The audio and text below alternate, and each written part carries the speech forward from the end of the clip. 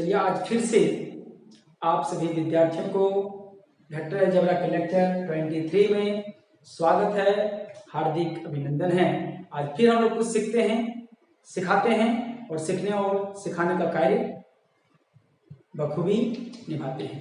चलिए question number 42 क्या कहता है, और ये टाइप 3 का क्वेश्चन है एक्सरसाइज 25.2 का।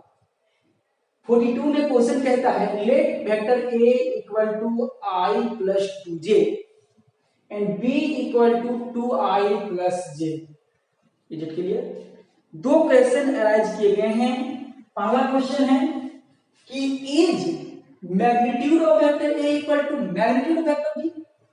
कहता है क्या a और जो b है इन दोनों का जो वेक्टर का मैग्नीट्यूड है वो इक्वल है।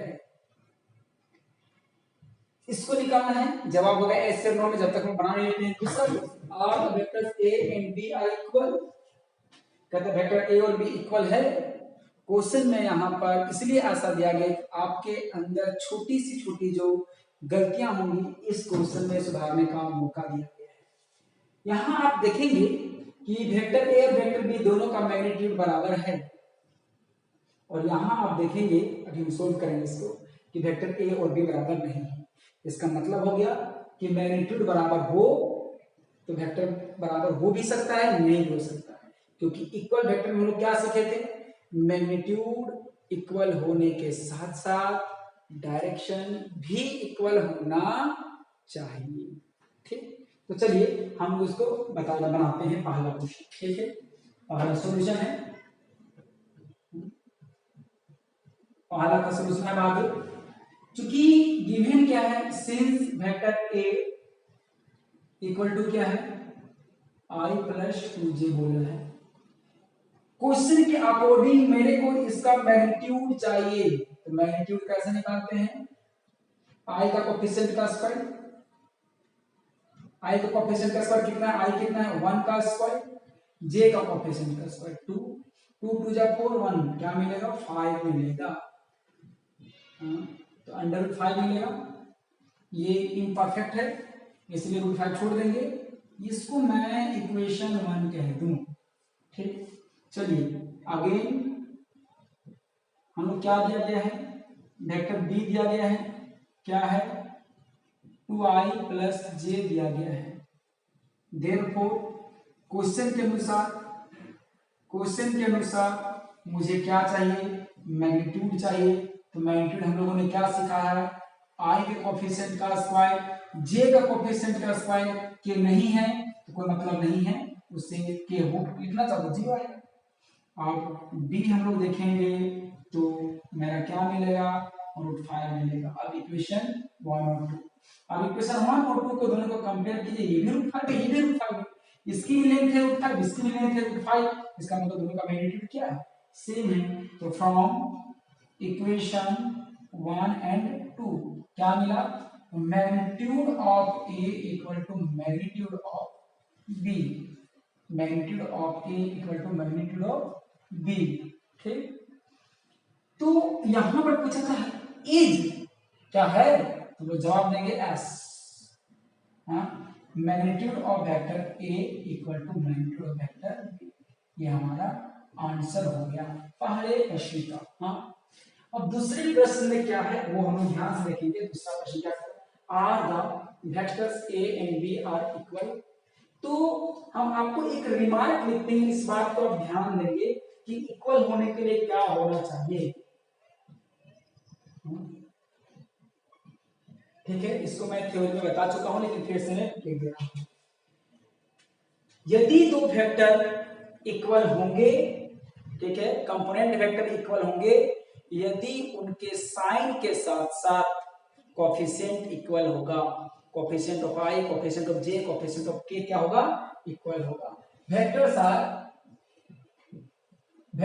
Are equal if and only if their coefficients coefficient of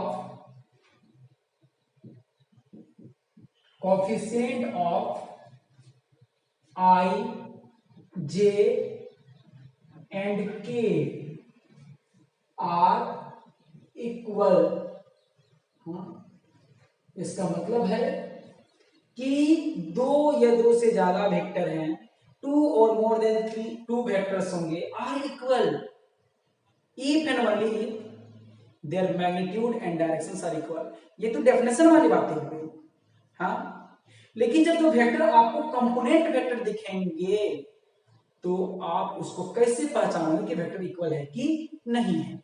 हाँ, तो हम लोग क्या देखेंगे कि आई, जे और के का जो कोएफिशिएंट होगा वो इक्वल होना चाहिए बहादुर, तब जाके वेक्टर्स आपस में इक्वल होंगे। चलिए हम लोग दूसरा क्वेश्चन को देखें इस कॉन्सेप्ट में।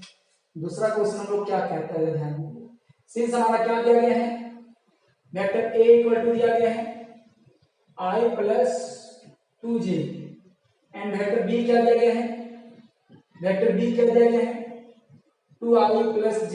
हाँ, अब इनमें देखें i वेक्टर a में कोफिशिएंट i का कोफिशिएंट कितना है 1 है, यहाँ i का कोफिशिएंट कितना है 2 है, गया काम से।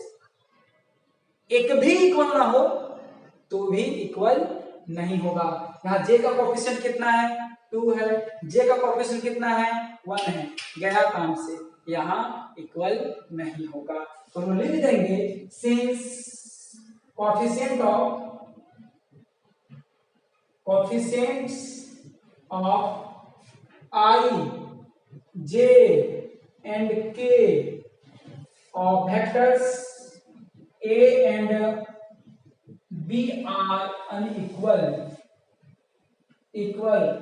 therefore vector a not equal to b।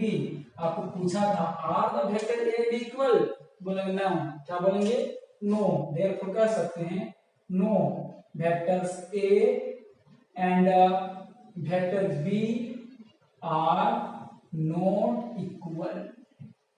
आसान गया, ये हमारा आंसर हो गया। ये आंसर होने के बाद किसी के मन में ये ख्याल उठ रहा होगा कि सर कोफिशिएंट का वेक्टर के इक्वल और ना इक्वल होने में क्या सावधानता है, क्यों हम लोग कहें कि कोफिशिएंट इक्वल नहीं है तो वेक्टर इक्वल नहीं है, क्यों? तो चलिए इसका भी वेरिफिकेशन थोड़ा देख लेते हैं, ध्यान से देखेंगे, सावधानी से देखेंगे, सावधानी हटी दुर्घटना घटी, जरा ध्यान दीजिए। तो मैंने क्या मिलेगा बहादुर, जरा गौर करेंगे। चलिए मैं इसका डायग्राम बनाने की कोशिश करता हूं, क्योंकि फोटोशॉप डायग्राम वगैरह एक ऐसे चीज होते हैं जो मुझे साक्षात दर्शन देते हैं कि है कहां से।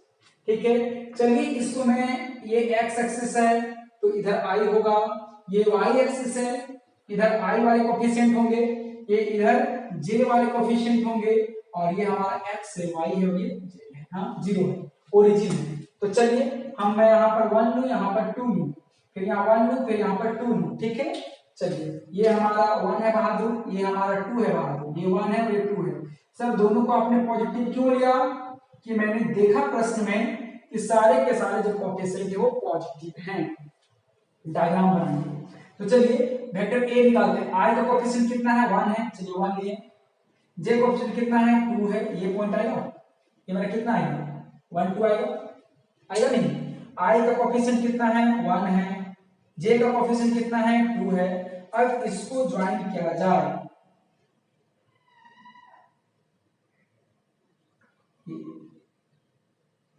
इधर जाएगा, ये हमारा कौन है बहादुर, वेक्टर ए है। चलिए ठीक, बी क्या है, आई का कोफिशिएंट कितना है 2 है, जे कोफिशिएंट कितना है 1 है, यहां पर आएगा, ये 2 1 पॉइंट है। अब इसको ज्वाइन करेंगे,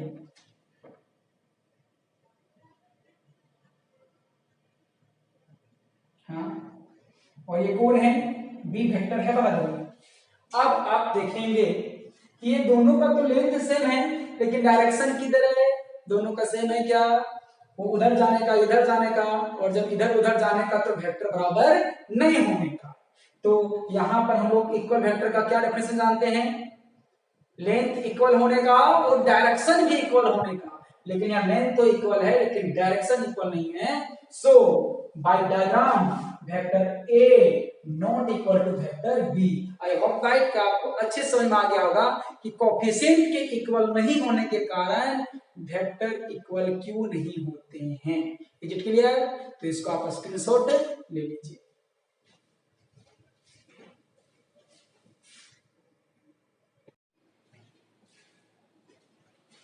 अब 43 नंबर क्वेश्चन देखते हैं क्या है। Find the values of X Y and Z. X Y Z का वैल्यू क्या होगा कंडीशन का जो दिया गया उससे। So like vector A equal to X I plus 2j plus Z K and B vector equal to 2i plus Y J plus K are equal.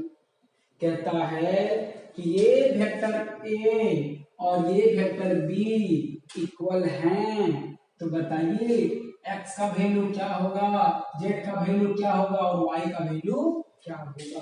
कितना आसान क्वेश्चन है, ध्यान देना। सिंस गिवन में क्या है, गिवन क्या vector a equal to X I plus 2j plus Z K and vector B equal to क्या दिया गया है 2i plus Y J plus के। और क्या दिया गया है, since vector A and vector B are equal. तो बताइए देयरफॉर हम लोग क्या मिला, vector A equal to vector B. तो चलिए वेक्टर ए का वैल्यू लाते हैं, तो क्या है X I plus 2j plus Z K equal to 2i plus Y J plus J plus K.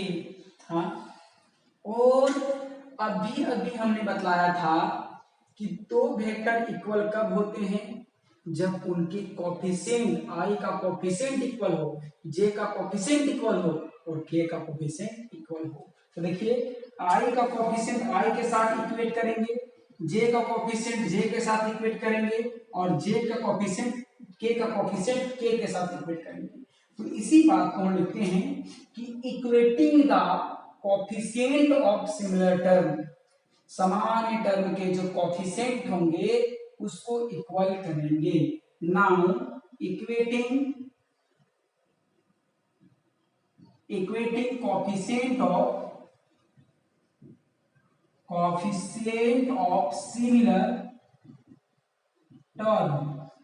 हाँ, ये जो बात है ये लिखने का हक किसने दिया, ये इक्वल साइन। क्यों?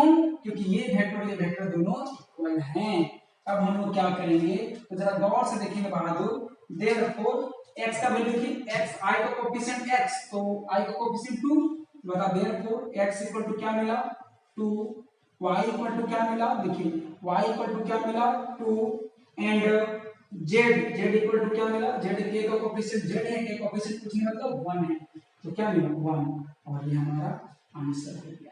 Is it clear? इसका मतलब x का वैल्यू 2 होगा, y का वैल्यू 2 होगा और z का वैल्यू 2 होगा, तभी संभव है ये जो दो वेक्टर दिए गए हैं वो इक्वल होंगे। Is it clear? तो चलिए हम क्वेश्चन नंबर 44 की ओर आते हैं। क्या कहता है, कहता है कि if a and b are non collinear vectors, non collinear vectors मतलब एक ही लाइन पे नहीं है, कोलिनियर मतलब एक ही लाइन पे है, वेक्टर ए और बी एक ही लाइन पे है। यहां कह रहा है दोनों एक ही लाइन पे नहीं है, नन कोलिनियर है, असंरेख है, असंरेख है मतलब एक ही रेखा में नहीं है, हालांकि उससे कोई मतलब नहीं है। तब कहता है vectors and vector A equal to दिया गया, आई नहीं दिया गया है यहाँ पर, ए दिया गया बी दिया गया, इसलिए इसका चर्चा कर दिया गया है ताकि ए जहां जो वेक्टर ए है इसको आप आई नहीं समझो, ये बी है वेक्टर इसको जे मत समझो। ये ए अलग वेक्टर है और ये बी अलग वेक्टर है, इसके साथ आई जे के होगा, इसके साथ आई जे के होगा। फिर बात की बात है, वेक्टर ए इस फॉर्म में दिया गया है, वेक्टर बी दिया गया है, और कहता है find value of X and Y such that मतलब एक कंडीशन दिया गया है कि ये कंडीशन दिया गया है, तो इस कंडीशन के थ्रू आउट आपको निकालना है कि x और y का वैल्यू क्या होगा बाहर। चलिए और देखते हैं क्या दिया गया है। यहाँ डायरेक्ट इक्वल दिया गया था, अब डायरेक्ट इक्वल नहीं है, वहां कोफिशिएंट मल्टीप्लाई के साथ इक्वल है। जरा गौर करेंगे, ध्यान देंगे, सॉल्यूशन हम लोग देखते हैं। Given vector A, capital vector A equal to small A क्यों नहीं बोला है, क्योंकि यहाँ स्मॉल ए का चर्चा किया है।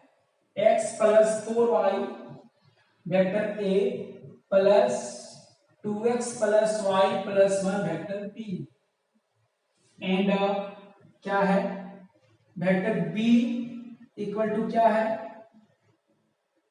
y minus 2x plus 2 vector a plus 2x minus 3y minus 1 vector b। हाँ, और एंड क्या दिया गया है, जरा गौर करिए, एंड ये भी दिया गया है, जरा ध्यान देंगे क्या दिया गया है, 3 vector a equal to 2 vector b। क्या दिया गया है, 3 vector a equal to 2 vector b, ये दिया गया है। हाँ, चलिए वैल्यू पुट करते हैं। ये हमारा 3 है, a वेक्टर कितना दिया गया है, x plus 4y into vector A plus क्या है 2x plus Y plus 1 vector B equal to 2, vector B कितना है, देखिए y minus 2x plus 2 vector A plus यहाँ क्या मिलेगा 2x minus 3y minus 1 vector B. ठीक ना, जरा गौर करेंगे, यहां भी तो इक्वल साइन है, यहां भी तो इक्वल साइन है, इक्वल साइन है इसका मतलब क्या, ए का कॉपी ए इधर भी है, ए इधर भी, ए का कोफिशिएंट इक्वल होगा, बी का कोफिशिएंट इक्वल होगा, तो उसको इक्वल करने से पहले हम लोग क्या कर लेंगे, सारे को सॉल्व कर लेंगे। देखिए यहां क्या मिलेगा 3x plus 12y vector A plus 6x plus 3y plus 3 vector B equal to 2y minus 2 टू जा 4x प्लस 2 टू जा 4 वेक्टर ए प्लस, देखिए प्लस से क्या मिलेगा 2 टू जा 4x माइनस 3 टू जा 6y और माइनस 2 वेक्टर बी। हाँ, अब क्या करेंगे, आप इसका स्क्रीनशॉट ले लेंगे, इसको मैं इरेज करूंगा। ठीक,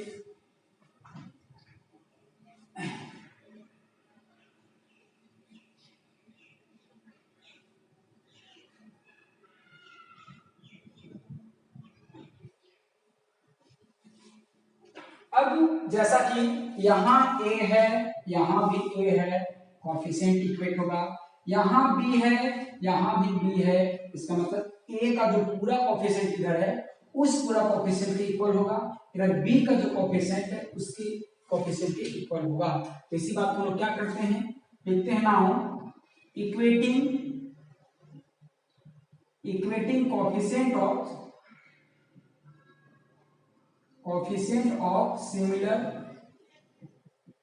सिमिलर टर्म्स। हाँ, तो बताइए हम लोग क्या मिलेगा, a का क्या 3x plus 12y equal to ये पूरा मिलेगा, तो बताते जाइए आप क्या क्या मिलेगा, बताइए 3x प्लस 12y हाँ equal to 2y minus 4x plus 4 हाँ ये मिला। एंड चलिए b के लिए बताइए, तो b के लिए क्या है 6x plus 3y plus 3 equal to इधर क्या है 4x माइनस 6y माइनस 2। चलिए अब इसको सॉल्व कर लेते हैं, x को x के साथ y के साथ, और ये कर लेते। देखिए 3x plus 4x plus 12y minus 2y equal to 4 बच गया। तो क्या मिला 7x plus 10y equal to 4, equation number 1। हाँ, उसी प्रकार हम इधर सॉल्व करते हैं तो क्या मिलता है ध्यान देखिए 6x प्लस इधर आके माइनस 4x होगा, माइनस 4x प्लस 3y और इधर प्लस 6y होगा एंड इक्वल टू ये -2 है और ये -3 हो जाएगा। तो हमारा क्या मिलेगा बहादुर 2x मिलेगा प्लस 9y मिलेगा इक्वल टू -5 मिलेगा। Equation 2। I hope that equation 1 और 2 को आप सॉल्व कर लेंगे और x y का वैल्यू निकाल लेंगे। वही ना पूछा था what is the value of x and y। तो क्या करेंगे नाउ सॉल्विंग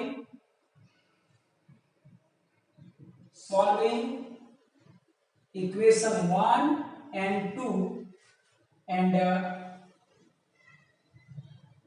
1 एंड 2 सॉल्व करेंगे तो आपका x का वैल्यू मिल जाएगा और y का भी वैल्यू मिल जाएगा और ये आपका फ्री हो गया। आप इसको सॉल्व कर लेंगे। It is clear. आप इसका स्क्रीनशॉट ले लें। आगे का क्वेश्चंस देखते हैं।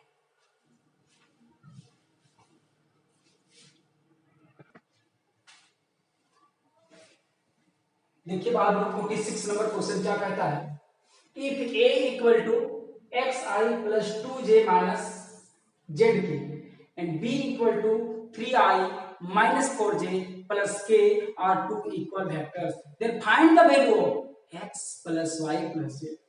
43 क्वेश्चन की बात करें तो वहां बोला था find the value of x y and z। तो सिमिलरली x y z जो 43 में जैसा निकाले थे वैसे इसमें निकाल लेंगे और फाइनली x y z का पार्टिकुलर वैल्यू नहीं छोड़ना है, ऐसा x plus y plus z हम लोग को निकाल लेना है। यहाँ कहता था कि x plus 2y plus 3z निकालें, x में से हम कुछ भी कर सकता था लेकिन सबसे पहले x plus y plus z का वैल्यू निकालने के लिए हमें क्या चाहिए x का वैल्यू चाहिए, y का वैल्यू चाहिए और z का वैल्यू चाहिए। तो चलिए टूट पड़ते हैं x और y और z का वैल्यू निकालने के लिए क्वेश्चन। तो क्या मिलता है सिंस क्या दिया गया देखिए आप सिंस क्या दिया गया vector a equal to X I plus 2j minus Z K हाँ and b vector equal to 3i minus 4j plus k are two equal vector. इसका मतलब क्या है एंड ये भी दिया गया है vector a equal to vector b। इसका मतलब a का वैल्यू xi plus 2j minus Z K equal to 3i minus 4j plus K. अब यहाँ पर क्या करेंगे इक्वल है तो क्या करेंगे now equating the coefficient of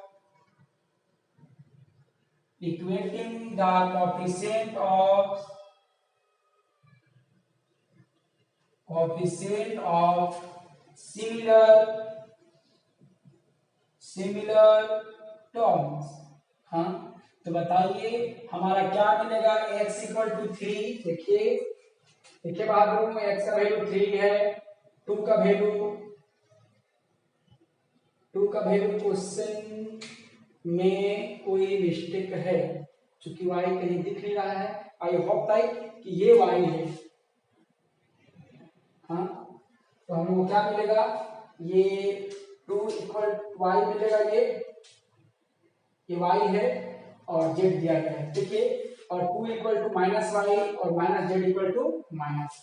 ठीक चलिए हाँ तो मेरा क्या मिलेगा इसको y कर दिया जाए क्वेश्चन स्प्रिंग था तो मेरा क्या मिलेगा देयरफॉर x इक्वल टू बोला जाए x equal to 3 2 equal to minus y equal to